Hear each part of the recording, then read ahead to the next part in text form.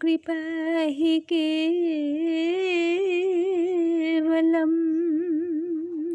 ॐ गुरुकृपा हि केवलम्। ॐ गुरुकृपा हि केवलम्।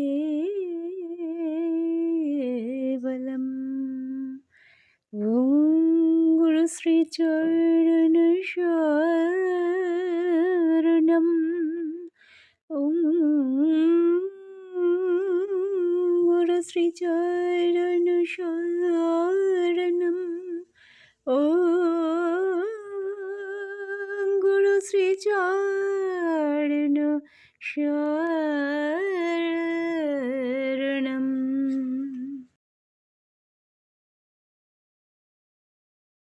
রাম নারায়ণ রাম, রাম নারায়ণ রাম। শুভারম্ভে আমি আমার পরমাধ্য স্রষ্টা বাবা, আমার প্রিয় ঠাকুর বাবার শ্রীপাদপদ্মে শত সহস্র কোটি প্রণাম জানাই। তৎসহ আমার সকল প্রিয় দর্শক বন্ধুর জন্য রইল আমার বৈদিক সম্ভাষণ। রাম নারায়ণ রাম। আজ আমি পরম বিস্ময় বালক ঠাকুর ধারাবাহিক আলোচনা পর্বে ঠাকুর বাবার জীবনের অনন্য ও শিক্ষামূলক অধ্যায় নিয়ে তোমাদের সামনে রোজকারের মতন উপস্থিত হয়েছি। আশা করি শেষ পর্যন্ত তোমরা আমার সঙ্গে থাকবে। চলো সকলে ঠাকুর বাবার অমূল্য লীলা সম্ভারে প্রবেশ করি। পূর্ববঙ্গে হাডুডু খেলার চল ছিল খুব বেশি। বহু অঞ্চলে হাডুডু প্রতিযোগিতা হতো এবং পুরস্কার স্বরূপ চ্যালেঞ্জ কাপ বা শিল্ড দেওয়া হতো। দোগাছি হাডুডু খেলায় বেশ নাম করেছিল। প্রতিযোগিতায় দোগাছির দুটো টিমই ফাইনালে উঠেছে, একটা সবুজ সংঘ আর একটা বিদ্যাপীঠ। দুটোতেই বিক্রমপুরের নাম করা খেলোয়াড় আছে। খেলা হবে সবুজ সংঘের মাঠে। মহকুমার এসডিও সভাপতি হয়েছেন, প্রাইজও তিনি বিতরণ করবেন। গ্রামের জমিদার, সেক্রেটারি এবং অনেক গণ্যমান্য লোকের সমাগম হয়েছে। জমিদার মশাই সবুজ সংঘের পৃষ্ঠপোষক। বালক ঠাকুর বা বাচ্চা গোসাই বেশি খেলেন না, কিন্তু খেলার মধ্যে তার একটা বিশেষত্ব ছিল। দেহে যেমন শক্তি রাখতেন, তেমনি ক্ষিপ্রতা ও ক্রীড়া কৌশলে তিনি ছিলেন অদ্বিতীয়। কখন কিভাবে খেলবেন, কোন কৌশল অবলম্বন করবেন, তার ঘনিষ্ঠতম সহযোগীও আজ করতে পারত না। জানাজানি হয়ে গেছে বাচ্চা গোসাই আজ নামছেন সবুজ সংঘের টিমে। লোকে লোকারণ্য, চারিদিক থেকে লোক আসছে।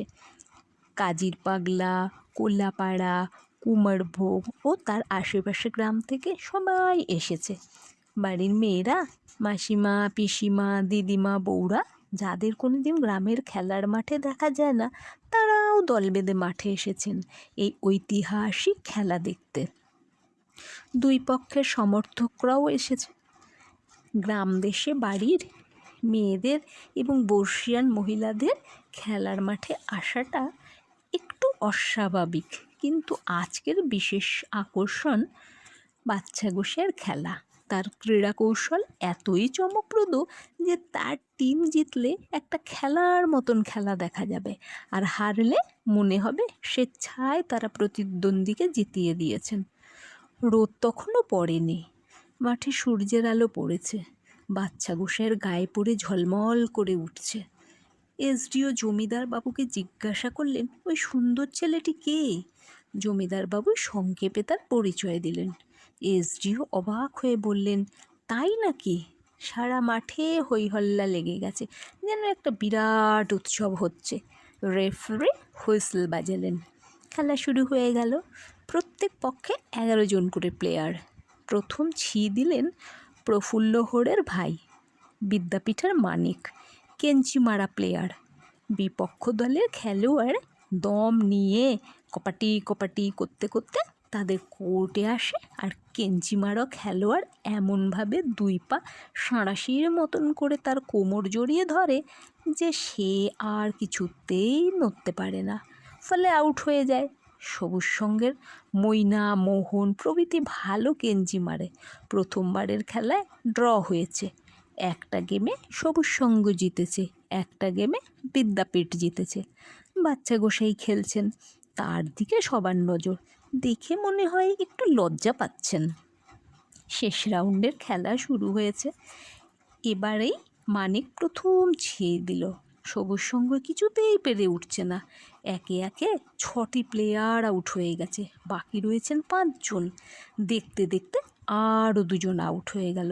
বাকি রইলেন বাচ্চা গোসাই আর 2 জন প্লেয়ার। গোসাই এতক্ষণ পিছিয়ে ছিলেন, দেখে মনে হচ্ছিল খেলায় তার বিশেষ আগ্রহ নেই। টিমের দুরবস্থা দেখে এবার তিনি এগিয়ে এলেন। সবুজ সঙ্গের সমর্থকরা বেশ দমে গেছেন, মনে হচ্ছে হার সুনিশ্চিত। ক্রমশ সবুজ সঙ্গের আরও 2 জন প্লেয়ারও বিপক্ষ দলের কেঞ্চি কাটতে না পেরে আউট হয়ে গেল। এবার শুধু বাচ্চা গোসাই একা। তিনি এবার ছি দেবার জন্য প্রস্তুত হলেন। বললেন, দাঁড়াও, সবগুলোকে আমি বাঁচাচ্ছি। চারিদিকে হই হল্লা লেগে গেল। বাচ্চা গোসাইয়ের শক্তি অনেকেই জানে, তাকে ধরে রাখা সহজ নয়। ছি দিয়ে বিপক্ষ দলের কোর্টের ভিতর ঢুকে গেলেন। বাদল কেঞ্চিতে মাস্টার, সে কেঞ্চি দিয়ে গোসাইয়ের কোমর জড়িয়ে ধরল, কিন্তু বাচ্চা গোসাই অনায়াসে ওকে নিয়ে নিজের কোর্টে ফিরে এলেন। 2 জন বেঁচে উঠল।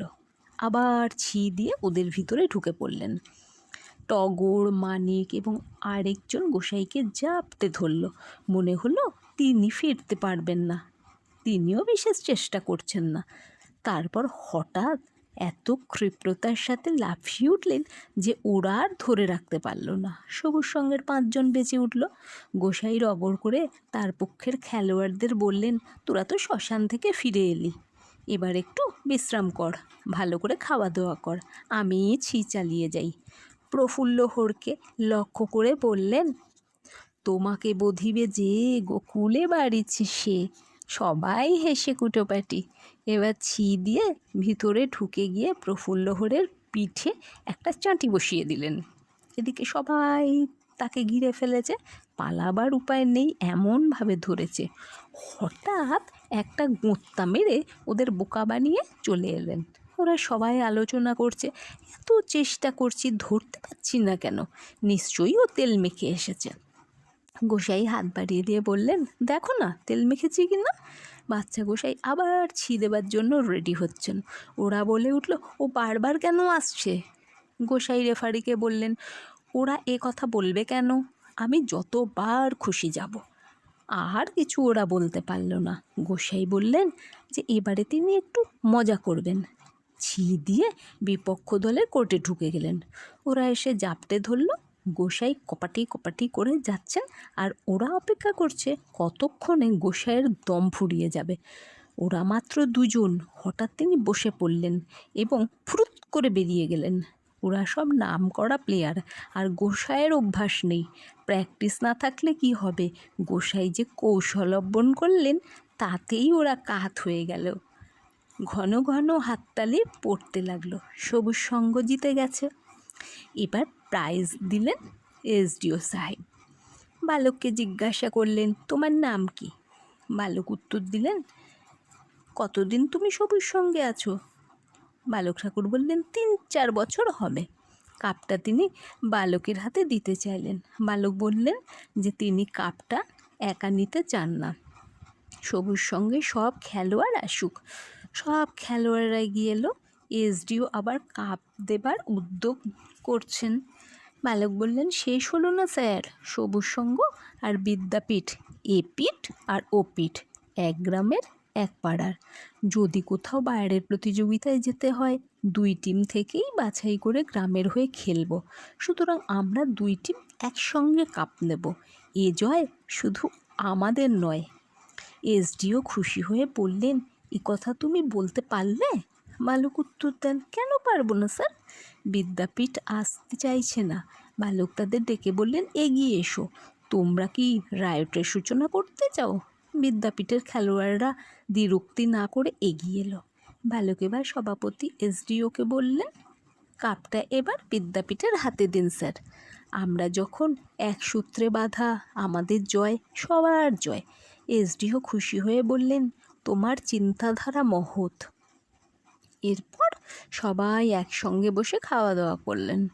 দেশের গরম গরম রসগোল্লা জমিদারবাবু সবাইকে খাওয়ালেন আর বললেন, এ মাঠে এই রকম খেলা আর কোনো দিন দেখতে পাবো কিনা সন্দেহ। মাঠ সার্থক, দর্শকও সার্থক।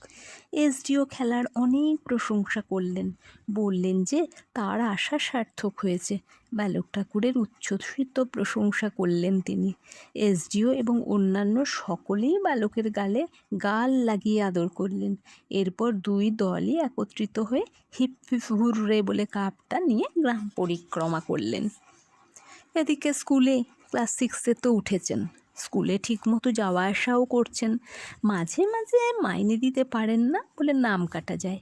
বই কিনতে পারেন না, অন্যের পুরনো বই দিয়েই চালিয়ে দেন। নয়তো কোনো বইয়ের পাতা, সব পাতা নেই, সহপাঠীর বই থেকে সেটা পড়ে নেন। এইভাবে দারিদ্র্যের সঙ্গে লড়াই করে চলেন। কিন্তু বাইরের কেউ, এমনকি অন্তরঙ্গ বন্ধুরা পর্যন্ত তা জানতে পারে না।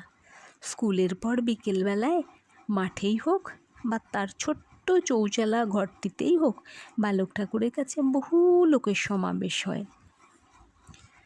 উজানচর খেলার মাঠে খেলার পর প্রায়ই ছেলেরা গল্প গুজব করে। বালক ঠাকুর থাকলে তো কথাই নেই, কারণ গল্পে, হাসি ঠাট্টায় কোনোটাতেই তার সমকক্ষ নেই। অথচ তার প্রতিটি গল্প, প্রতিটি বক্তব্য সত্যের উপর প্রতিষ্ঠিত। এমন সুন্দর হৃদয়গ্রাহী করে বলেন যে মুগ্ধ হয়ে সবাই শোনে। সেদিনও তিনি রগুড়ে কথা বলছিলেন আর সবাই হাসিতে ফেটে পড়ছিল। অনেকেই এসে বালক ঠাকুরের কাছে বসে গেল। তাকে বহুদিন এই রকম আমোদ আহ্লাদ করতে দেখেনি, সুতরাং সবাই হাস্যরসে মেতে উঠেছিল। হঠাৎ তাদের খেয়াল হলো, বালক ঠাকুর তো একজন নয়, বহু বালক ঠাকুর।